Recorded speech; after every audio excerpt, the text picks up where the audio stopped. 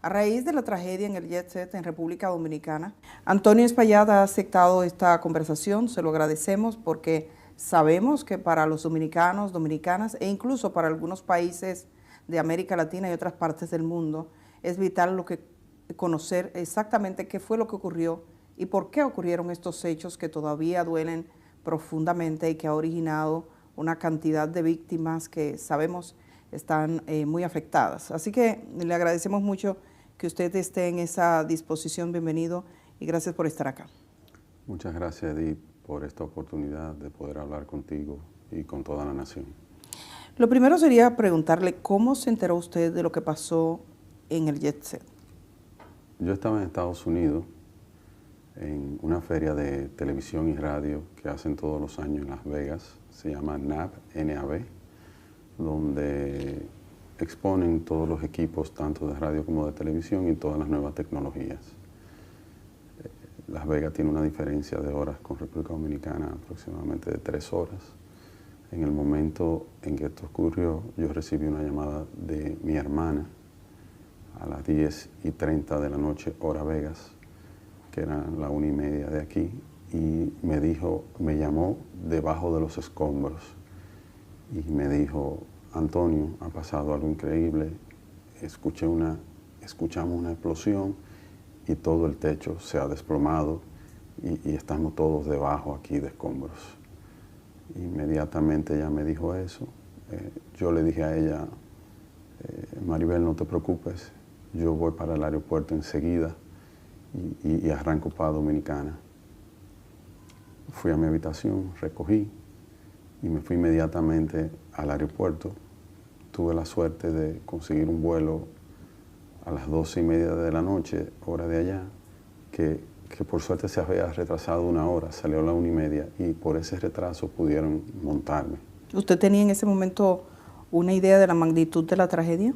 No tenía idea. ¿Qué usted pensaba que había pasado? No tenía idea de decir, pero ¿cómo se puede caer un techo? O sea, yo no tenía ningún tipo de idea de qué pasó y estaba muy preocupado. Pero digamos el alcance, ¿pensó que habían muertos? Desde el primer momento usted fue informado de que habían personas fallecidas. No, ella me dijo, porque ella misma no sabía, ella estaba debajo de escombros. Okay. Ella me dijo, estoy debajo de escombros. Entonces, yo no pensé nada, yo de verdad, fue una preocupación tan grande por lo que hubiera pasado y pensé también, tenía todos los amigos que tenía ahí adentro también, que siempre van. Y yo dije, wow, o sea, qué catástrofe. Y cogí para el aeropuerto y lo único que tenía en mi mente es que tengo que llegar, tengo que ver qué hago, tengo que ayudar, tengo que estar ahí. Y tomé ese vuelo a la 1:30 de la mañana y llegué a Atlanta. Ahí se me retrasó el vuelo de Atlanta a Santo Domingo otra hora. Y vine llegando aquí al país tipo 3:30 de la tarde. ¿Y hasta ahora cómo ha sido la conexión suya? Supongo que en ese momento cuando usted llegó, fue al hospital, fue a un centro, fue al lugar de los hechos. ¿Qué usted hizo? ¿Qué ha podido hacer? Cuando llegué, fui directo a mi oficina, que estaba mi familia ahí y estaban unos amigos para que me informaran qué había pasado. Ya estaba muy avanzado todo, me dieron la información de todo lo que había pasado y me recomendaron que por un tema de seguridad no fuera, porque ya estaban los ánimos caldeados y demás, y que no se podría saber qué podría pasar en torno a mí. Entonces, por eso decidí quedarme ahí. Y me quedé ahí y desde ahí fue que hablé y dio el mensaje que usted dirigió. Di el mensaje de que estaba en el país y todo lo que dije en el mensaje. Usted sabe que la gente se pregunta básicamente qué fue lo que pasó. ¿Usted sabe qué fue lo que pasó? El primero que quiere saber qué fue lo que pasó soy yo. Inclusive, como le estoy diciendo, de casualidad yo estaba en ese viaje, si no, yo hubiera estado ahí. Yo todos los lunes estaba ahí. en mi silla, sentado, siempre, compartiendo con todos los ¿Cuándo clientes. fue la última vez que usted estuvo? Antes de ese lunes, 2 lunes anteriores. 2 lunes anteriores. Era muy difícil que yo no fuera. Yo normalmente faltaba si no estaba en el país. Pero yo siempre iba. Y mi hermana, o sea, mi hermana y yo éramos los que siempre estábamos ahí. Si yo no estaba, ella siempre estaba. Y si ella no estaba, estaba yo. La pregunta clave para muchos es si esto pudo ser evitado, si esto fue un accidente evitable. Y en ese sentido, nos gustaría saber su opinión. ¿Usted cree que fue algo que se pudo evitar? Si hubiera sido algo que se pudiera evitar, usted puede estar segura de que yo lo hubiera tratado de evitar. Porque, como le digo, mi hermana estaba ahí, mi madre estaba ahí todo el tiempo también, yo estaba, y aparte por un tema de responsabilidad, yo no hubiera permitido, jamás. Pero no hubo nada, o sea, no hubo ningún aviso, nada. Todos nos sorprendimos. Hay 2 aspectos que han sido profusamente difundidos en redes sociales y que sería bueno aclarar con usted y que yo sé que usted tiene conciencia de ello. Por un lado, y vamos a comenzar por este punto, hablan de escombros que se caían, de situaciones en las que la gente vio residuos, conversaciones incluso de algunos artistas que refieren que caían cosas del techo. ¿Qué es lo que pasaba con el techo propiamente dicho?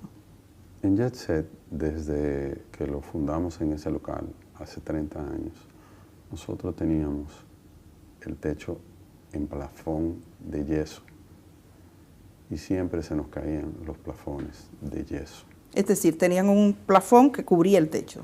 Exactamente. Por eso, el polvillo blanco del yeso. ¿Y por qué se caía el plafón?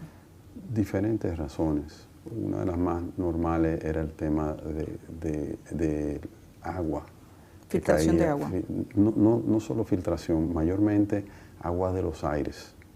De que los aires se condensaban, de que si los drenajes se tapan, cosas normales de aire acondicionado que no nos dábamos cuenta porque los plafones de yeso no se abomban. Los plafones de yeso absorben toda el agua, el yeso se pone pesado y cae. Esa caída de plafones que eran de yeso, ¿ocurrió en este último año? 30 años. En los 30 años siempre se caían años, porque... Sí, siempre estábamos comprando, siempre comprábamos plafones, siempre. ¿Recientemente habían cambiado plafones? Sí, el mismo día de la actividad cambiaron plafones. ¿El mismo día de la actividad? ¿Cuántos plafones cambiaron? No tengo el dato preciso, pero se cambiaron, siempre se cambiaban. ¿Se consideraba la necesidad de cambiar el plafón como algo, digamos, consustancial al tema del aire? ¿No se pensó que podía ser algo más? ¿No se una filtración más seria? Nunca pensamos eso. Siempre, en cuanto a filtraciones, nosotros siempre teníamos el techo impermeabilizado.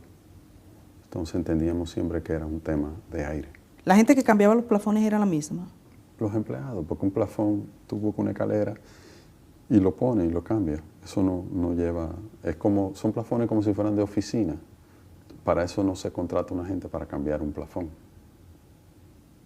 Lo hacía cualquier empleado, una escalera y cambiaba un plafón. Algo vamos a tener que cambiar en el país para que no nos pase de nuevo. 3 cosas que usted piensa que podríamos hacer a partir de este momento. Hay muchas cosas que yo entiendo que a partir de este momento van a cambiar. Yo entiendo que juntos debemos ver todo esto y juntos ver qué cosas tenemos que cambiar. Dando reversa, y como este negocio ha sido objeto de mucho escrutinio público, alguien encuentra un comentario hace 7 años que decían o insinuaban, hay problemas con este techo, que veía alguna filtración. ¿Es posible ustedes en esa etapa recuerdan, si usted mismo recuerda si vio un mensaje como este y si tuvo alguna duda? Nunca vi un mensaje. Pero ya usted dice que los plafones siempre tuvieron. Siempre, 30 años están ahí. Para mí es muy difícil. Yo mismo no podía ver el techo. Lo que veíamos siempre eran los plafones. ¿Nadie nunca examinó el techo? No, ¿Nadie verificó si había un problema estructural o de filtración de agua? nunca. Nunca. De filtración, siempre en el edificio hubo filtración, inclusive cuando lo compramos a finales de los años 80, tenía filtraciones el edificio. ¿Cómo usted compra ese edificio? ¿Cuál es la historia de ese edificio? El edificio era el cine El Portal y nosotros se lo compramos a los propietarios de ese local. El Jet Set estaba ubicado al lado de la Coca-Cola. Tenía 21 años ahí. Y la gente, los propietarios del terreno eran los dueños de la Coca-Cola. Y ellos ahí nos dijeron que iban a necesitar el terreno. Entonces nosotros dijimos que no había ningún problema, que nos dieran 3 años para mudarnos. Y en ese tiempo ubicamos el cine. Nosotros queríamos estar en el área porque era un negocio de esa área y entendíamos que lo mejor era como mantenernos en el área para seguir teniendo la misma clientela y que no le fuera difícil a la gente como reubicarse. Estamos hablando del principio de los años 90. Y entonces usted compra... El edificio lo compra la compañía compra el edificio. Y entonces ahí duramos un tiempo y luego entramos a trabajar, a remodelar. Para ustedes entrar y hacer la discoteca ya dentro, como era previamente un cine, ¿hubo algún cambio en la estructura? En la estructura no hubo ningún cambio.